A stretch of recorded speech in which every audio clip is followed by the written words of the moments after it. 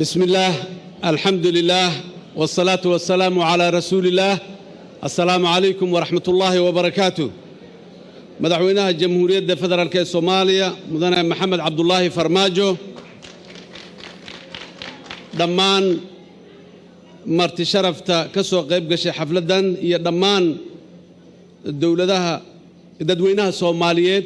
يا مدحدا الصومالية دمانتود وحان لها مركل السلام عليكم ورحمة الله وبركاته سلام كقدال سيدا هالكان لوغا ودا دواجي مانتا مالين آد وين او تاريخ دا الصومالية ميلكالو او وين كقلي سوايه دادكي ايقوه الريودان ايا كهدلي وحان ربا انان آد وقوهم بليايو مدحوينة محمد عبد الله فرماجو وان وليبا ودو عينو إلهي إنو حلك الله قرب قالو وحان سيدو كالي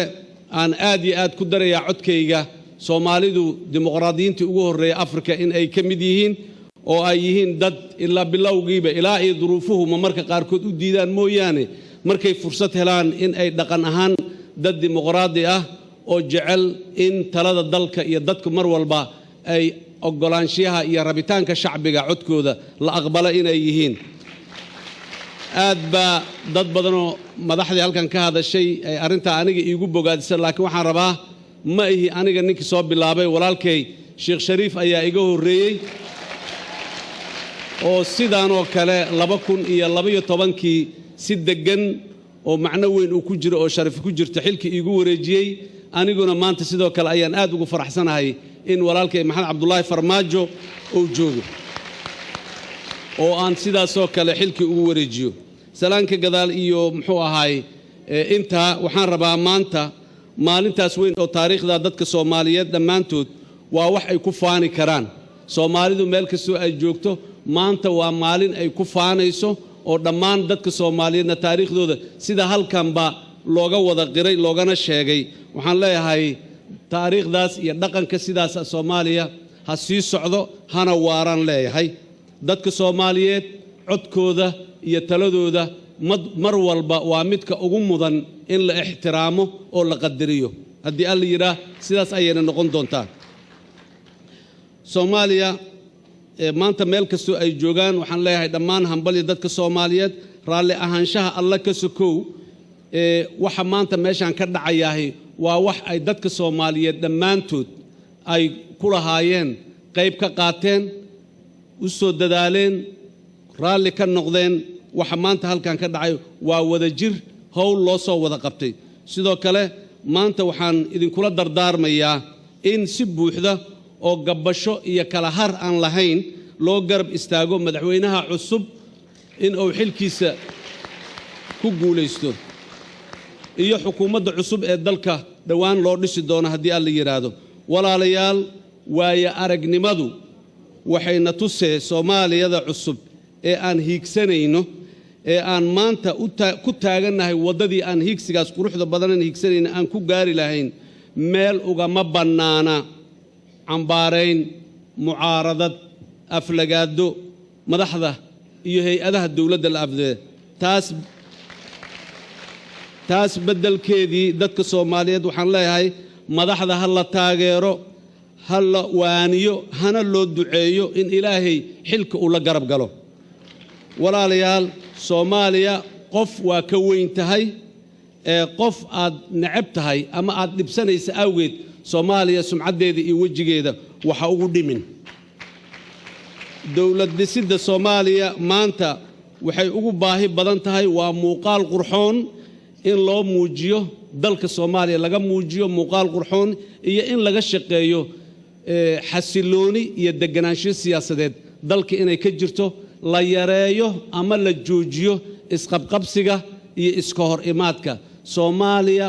waxba kuma soo kordhinayso mucaaradada iyo isqabqabsiga taas markaan leeyahay waxa ii weylisa marne dadka Soomaaliyeed kula talin maayo inay wax qaloocan iyo wax qaldan raali ka noqdaan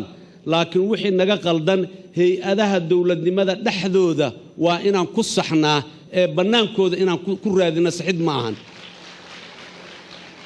taariikhda iyo waaya aragnimada Soomaaliya wadadii aan soo marnay waxayna tusay isku day kasta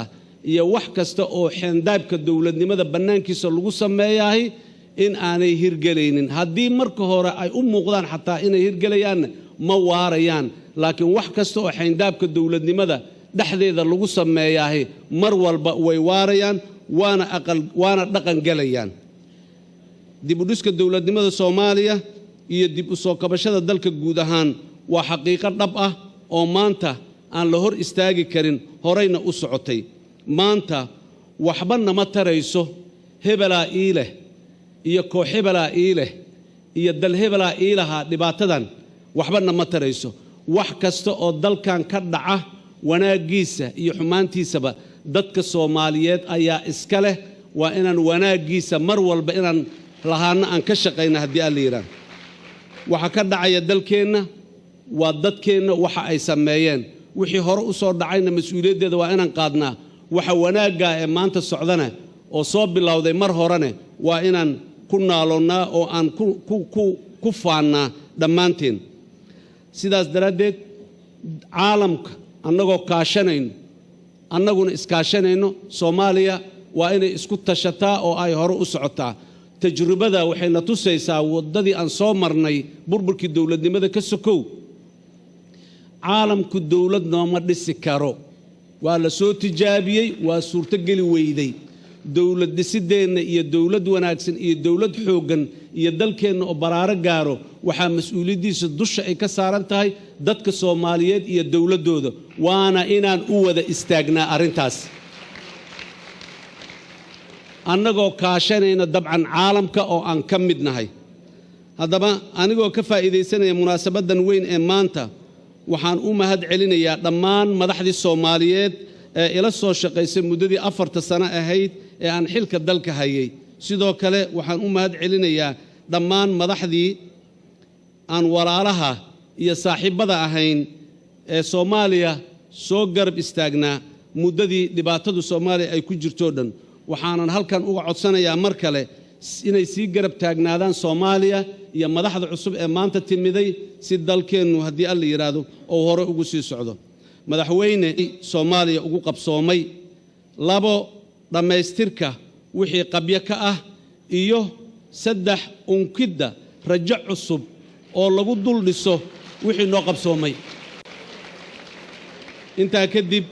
waxaan leeyahay Soomaaliya ha noolaato Soomaaliya ha midowdo Soomaaliya dawladnimadeeda ha xoogaysato idinkuna noolaada wassalaamu calaykum waraxmatullaahi wabarakaatuh